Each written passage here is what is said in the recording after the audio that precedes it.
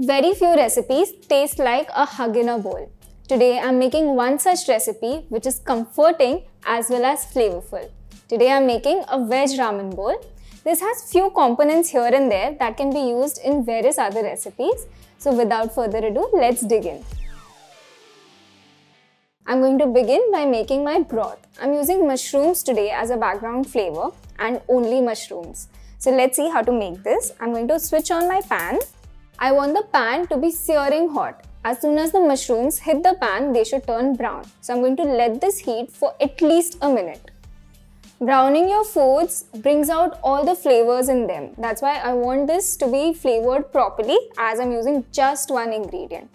Now my pan is nice and hot. I'm going to add in oil, not much, just about a teaspoon. And I want to hear that sizzle as soon as the mushroom hits the pan.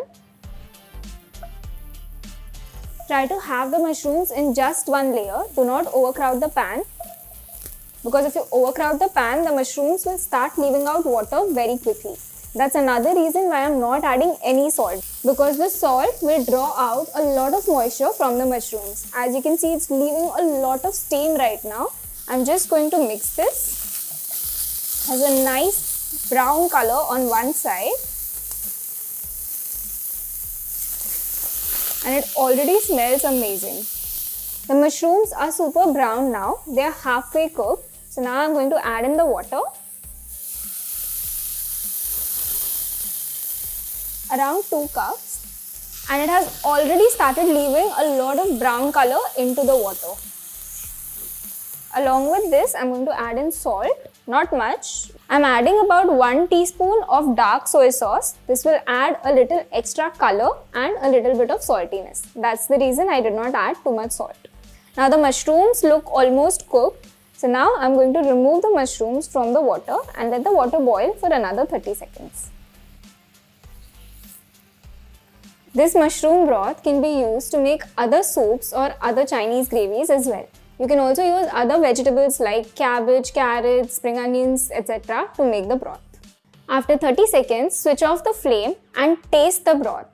You'll need to adjust the seasoning if required. I'm just going to taste it now and check.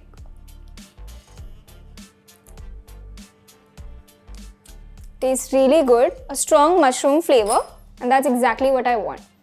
Let's move on to the next step. I'm going to put a pot of water to boil. And to make things quicker, I'm going to do 2 things at a time. I'm going to start making my chili shallot oil right now.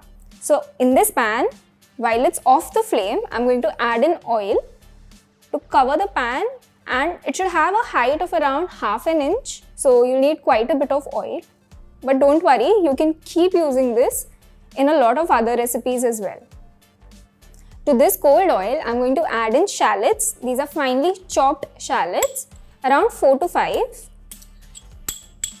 and around 4 cloves of garlic that are finely chopped as well.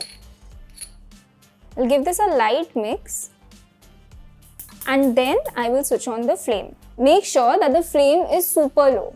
What this method does is that it slowly infuses all the aromas and the flavors of the garlic and the shallots into the cold oil as it heats up.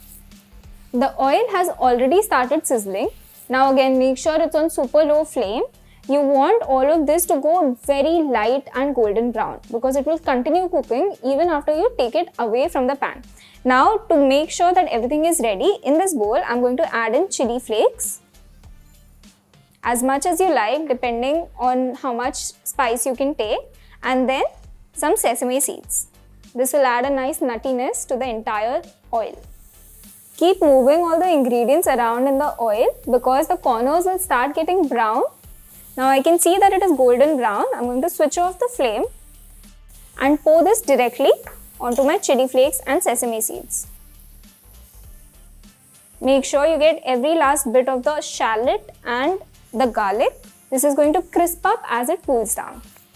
I'm going to give this one light mix, and the sesame seeds have started to crackle as well. So our chili, garlic, shallot and sesame oil is now ready. You can also add a little bit of salt so that it adds a lot of flavor when you're adding this to your other dishes. You can pour this over your noodle dishes or any fried rice just to increase the flavor of that dish. Now I'm just going to set this aside. My water has also started to boil. Now to this boiling water, I'm going to add in first a sieve so that none of my ingredients drown. Now to this I'm going to add pak choy, just a few leaves. This will hardly take 30 seconds to cook. As soon as it turns neon green, take it out. It will come back to its natural green color quickly. Next, I'm adding in julienne carrots. This is half a carrot. This will take about 40 to 50 seconds because the carrots are on the crunchy side. I just want them to soften just a little. I still want them to have a little bit of bite.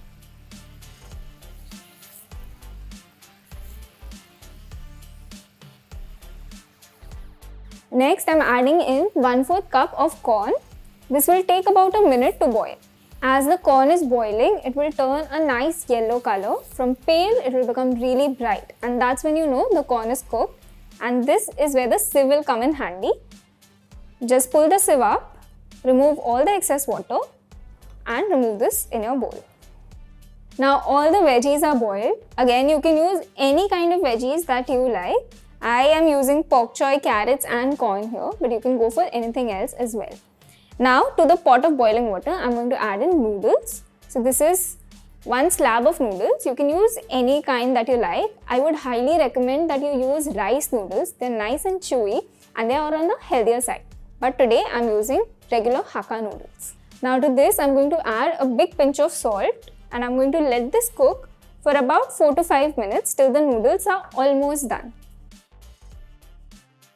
The noodles are ready. Now I'm going to just take them out and put it in a bowl. Make sure you drain all the excess water so that it doesn't dilute your broth. While serving ramen, I like to use a shallow bowl so that it cools down quickly. It becomes too difficult to finish this bowl if it's too hot. So I've taken a nice and wide shallow bowl. Now on the noodles, I'm going to add in my broth. Look at this color. The mushrooms have given a nice color, along with that hint of soy sauce. Now I'm going to place all the veggies on the side, turning this brown dish into something super colorful. Next, I'm adding the carrots, little bit of corn, our golden brown mushrooms. Now it's time for the last bit of seasoning and garnishing. I'm going to add a little pinch of salt over my veggies, a little bit of black pepper, which is freshly crushed, a good heap of spring onion in the center, and lastly a good helping of our chili oil.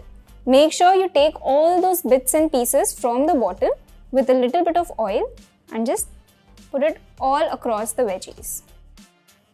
This bowl looks so inviting. You can make this on a day that's not going so great, but you can also make this on a good day and make it even better. Try this recipe out, and while you like this video, I'm going to go and dig in.